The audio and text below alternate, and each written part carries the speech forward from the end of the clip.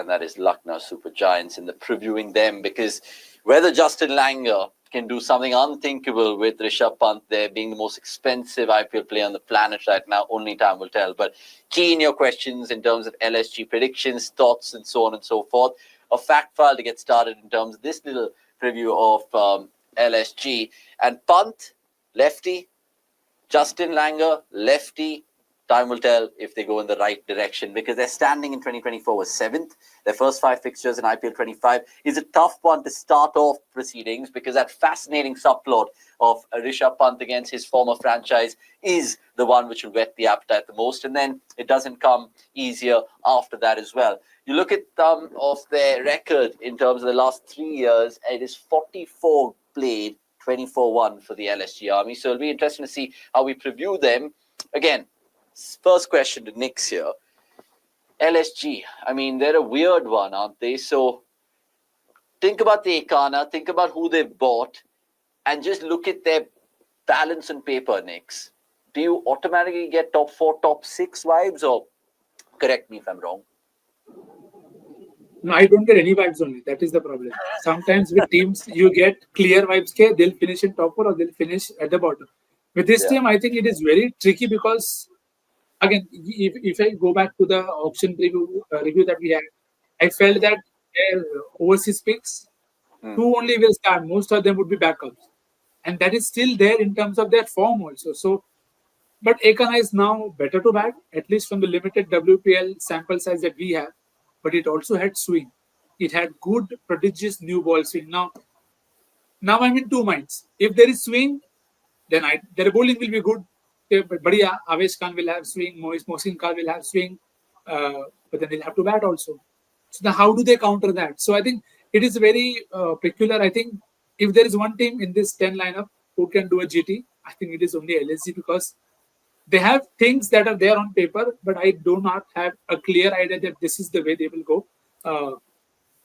All overseas batting, very little overseas bowling, only one option in Chamar Joseph. So good luck. I think Zaid Khan has plenty of stuff to do. Let's see how he goes. Yeah, I mean, I don't know whether it's LSG in terms of Lucknow Super Giants or Lucknow Super Guys, because I generally think if you look at their team, yes, they have a Puran, yes, they have Pant, yes, they have Mitch Marsh, and so on and so forth.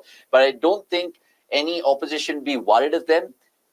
I don't know whether that's me being naive as a fan, but look, you guys are more than happy to have your say in the comments. Akshay, batting or bowling for LSG? One word answer. मतलब good bad क्या किसके लिए? Batting No, or I'm bowling saying in terms of their strength, batting or bowling?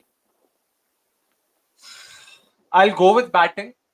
Just batting, yeah, for now. I have my reasons, but Okay. yeah, bowling right now just seems extremely injury-ridden. So yeah. Okay, so I'll give you first pick then in terms of talking to us about their batting might, because we'll give Nick's the bowlers, because he mentioned the whole conducive swing element in the Ekana. So batting-wise, Akshay, and talk to me about your top 6 also with the help of this graphic. Are you convinced? Convinced तो मैं कभी नहीं था इस lineup के साथ. In fact, this is probably the one squad जिसको देखे मैं थोड़ा ज्यादा कॉन्फिडेंस के साथ बोल सकता हूँ कि यार नहीं ये टॉप 4 शायद नहीं पहुंच पाएगा. But this is again this is just my opinion, and I'm just talking about predictions. I'm not saying they definitely won't. But yeah, coming back, of course, to how their top 6 looks like for me: Mitchell Marsh, Aiden Markram, Ayush Badoni, Rishabh Pant, Nicholas Puran, David Miller. This is my top 6. 4, 5, 6, all 3 of them are left-handers. Top 3, all of them are right-handers. So it's an interesting mix that they've got. On paper, I would say it doesn't seem too bad, but when you add a few more caveats to that, Aiden Markram not been in the greatest of form. Mitchell Marsh has now been declared fit only to bat in the IPL, so which means bowling value bilkul nahi hai. That means they have 0 bowling options in that. I mean, one Aiden Markram in their top 6 when it comes to bowling options. Not sure how much is it worth. And if you look at some of the players they also went for in their overseas contingent, Matthew Breetzker, then you look at Shamar Joseph with the ball. Just names that make you wonder ki kya soch rahe ho yaar, like kyun kar rahe ho ye? Why are you doing this? So what helps is the fact that they've got someone like Shahbaz Ahmad and Abdul Samad. So that lower order gets a bit of cushion. There is slightly decent batting depth. but I don't know how much is it worth. Like, तुम्हारा अगर top 6 अच्छा नहीं कर रहा है, what's the point of your 7-8 contributing 10-15 runs?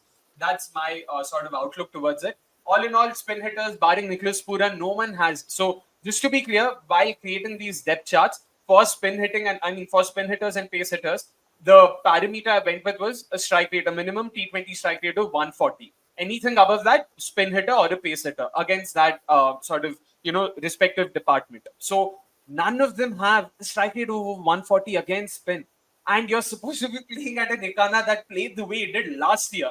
So I'm like, what are you looking at? Like, क्या सोच के आपने बनाया? How are you looking to build this? Unless, like Nikhil Bhai said, if the surface turns out to be a lot more conducive to pace bowling, there is a bit more pace and bounce and carry, then maybe a lot of their other batters will also come into business. But I mean, I just don't know what to make of this. We'll come to the bowling chart in a bit with Nix. I just want to wrap up the batting talking points with Akshay and ask him one important question, right? Where will Pant bat and where do you want him to bat? Number 5 on both counts. Sorry, I thought you asked me. Yep. So you want him to number bat 5 on 3 both down. counts. Yeah.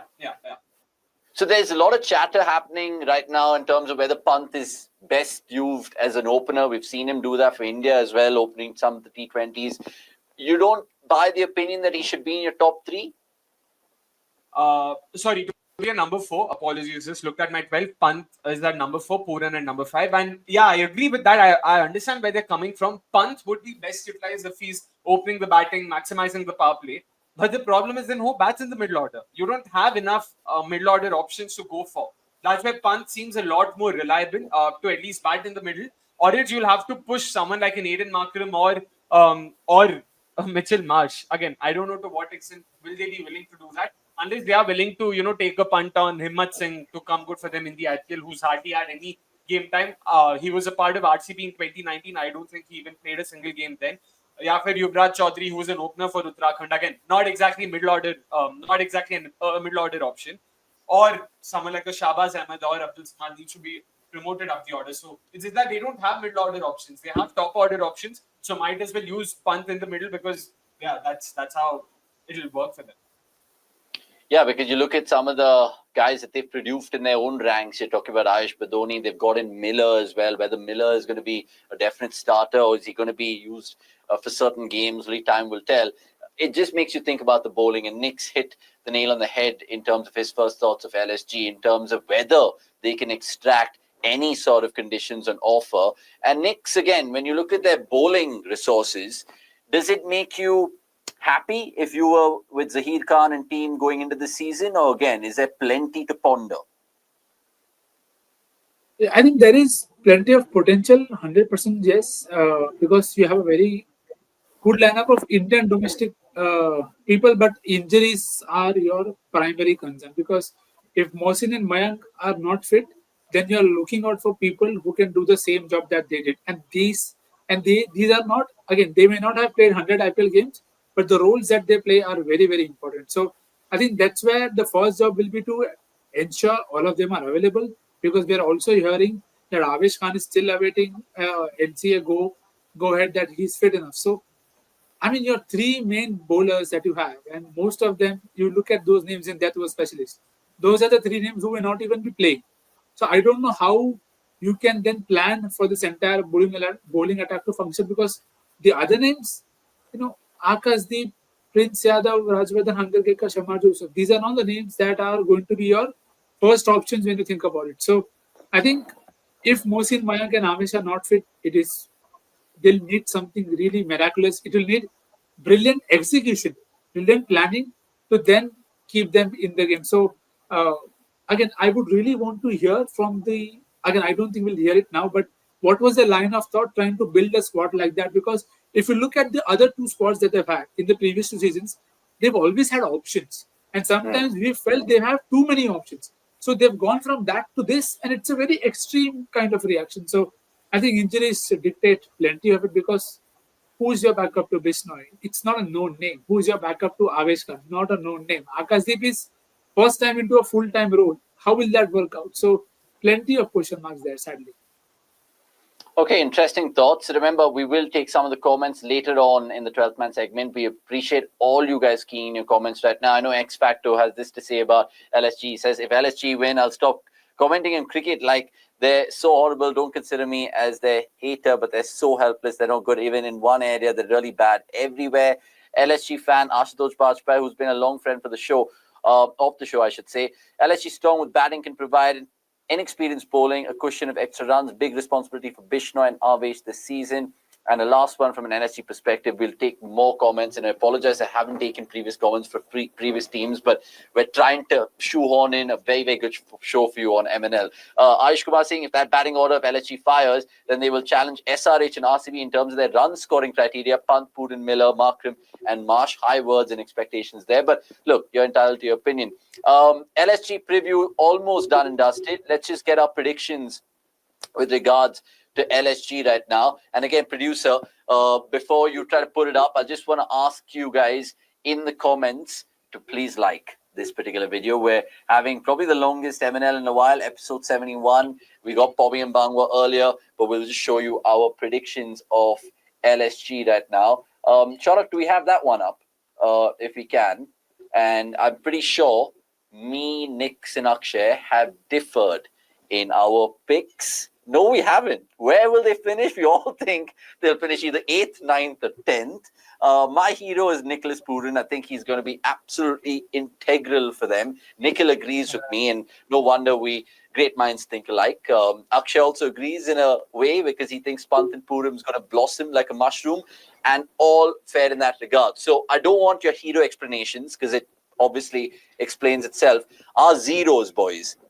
Mitch Marsh doesn't give me conviction in an Aussie jersey or in any IPL jersey. So he's my zero, straightforward. Nikhil, you mentioned bowling, but do you think that'll actually be their zero? The bowling is again related to injury a lot more because their batting is still there. You can see those people, they are there in front of you, they're playing. Bowling, we don't know who is going to play and who will be the replacement. So that's why I feel the entire bowling unit entirely might be a zero because you don't know who's starting.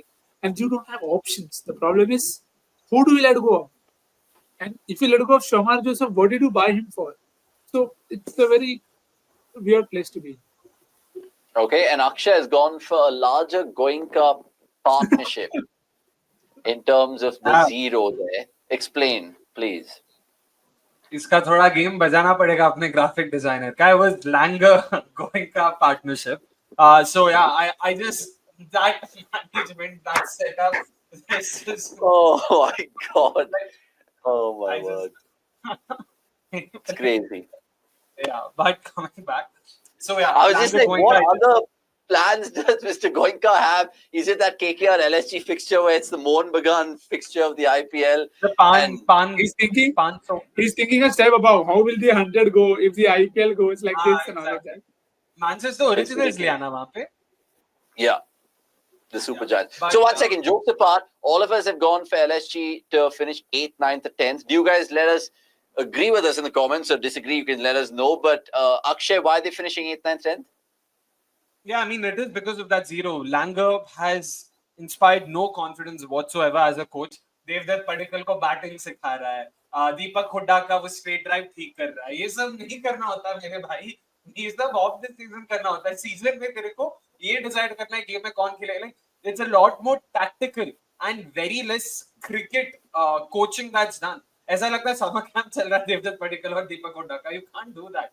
So that's where I just don't know what value is he actually adding there tactically. And secondly, we've seen Sanjeev Goenka, the owner, not exactly one of those who gives the rein or lets go of the rein.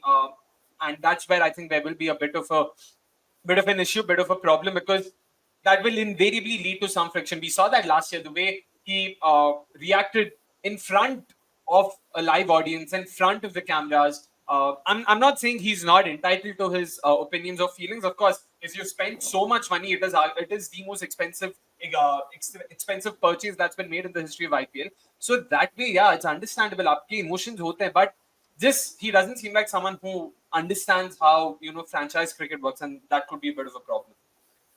Okay, I hope he doesn't listen to this because I've been trying to get him on our podcast for the longest time. I mean, yeah, if we get Mr. Goenka as well, I mean, we might get a sponsor as well. Who knows? Just to wrap up LSG, Ashutosh Bhattacharya, who's been a lifelong fan of the LSG, saying my 11 would be something like this, boys.